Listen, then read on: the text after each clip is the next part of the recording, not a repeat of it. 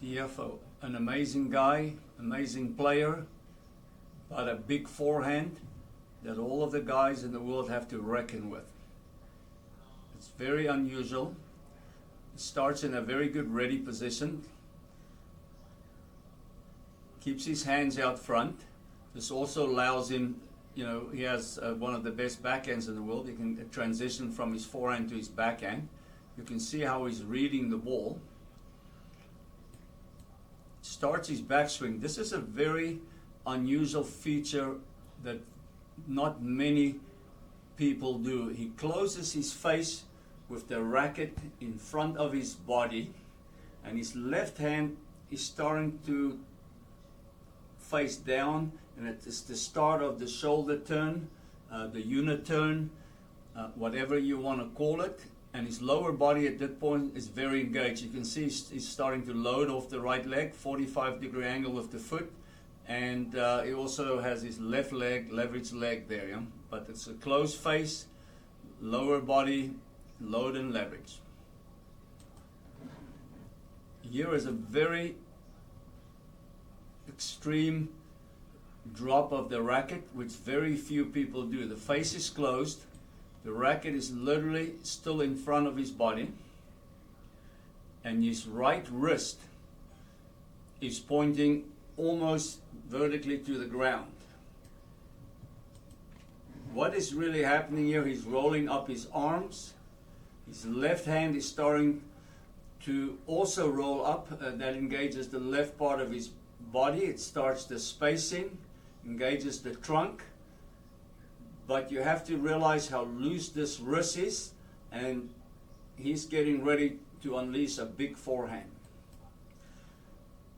The racket is still dropping down, the tip is down.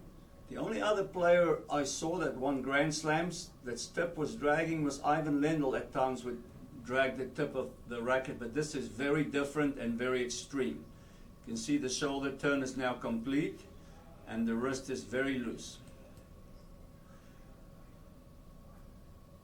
Shoulder turn complete, lower coil position, starting to get ready for his forward swing. Racket is still dragging and lagging behind. So he comes out of that coil position, and you can see the lag of the forehand, and it's coming here now as he's swinging forward.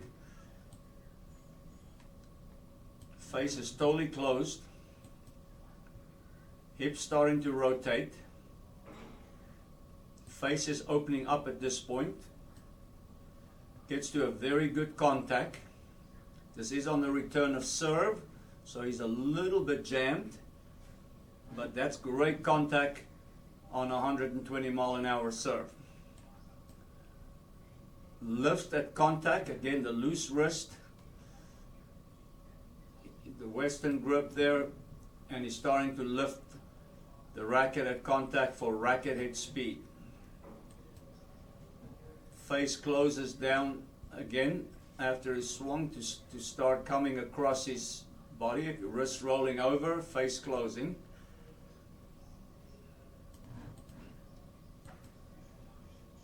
Elbow is lifting up, a lot of racket head speed as the racket's getting ready to wrap around his body. But a key thing here is at this contact, the ball's a little bit higher, so you can see he used his elbow to lift, so this is a little higher finish.